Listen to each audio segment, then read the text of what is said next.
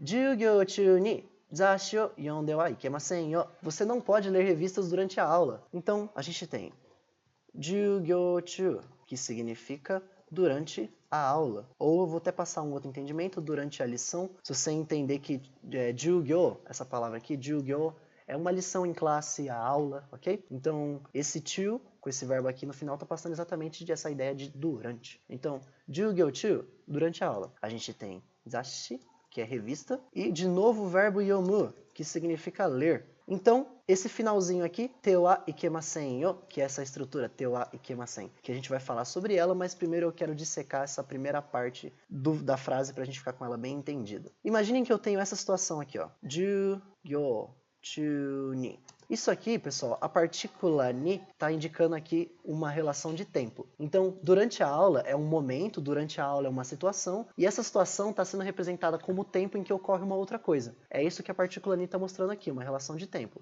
Então, se eu colocasse aqui, zashi o yomu, isso significaria, durante a aula, ler revistas. Jugyo chu ni zashi o yomu. Então, durante a aula, ler revistas.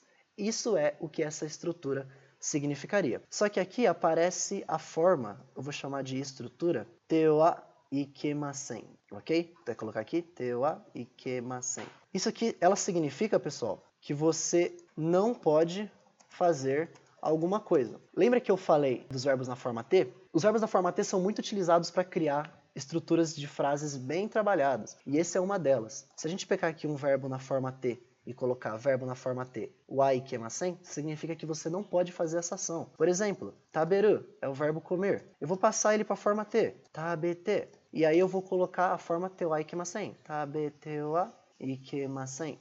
Então aqui, se a gente tinha o verbo comer, o que ele virou aqui é não pode comer, ok? Então é exatamente o que essa estrutura significaria. Não pode fazer essa ação. Nesse caso, eu fiz com o verbo taberu, que é comer. Ele significa não pode comer, quando ele está na forma te wa ikemasen. Te wa ou de wa não segue a forma de wa ikemasen, de wa arimasen.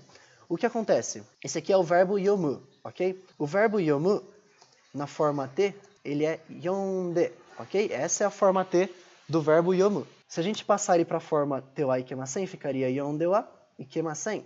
Então, se a gente tinha que ler, ele vai ficar não pode ler. Por isso que ele aparece com de wa ikemasen, porque o verbo yomu na forma T é yonde. Então, voltando aqui para a sentença, eu só coloquei te wa ikemasen na forma de estrutura porque é chamada de forma T, a forma geral dos verbos.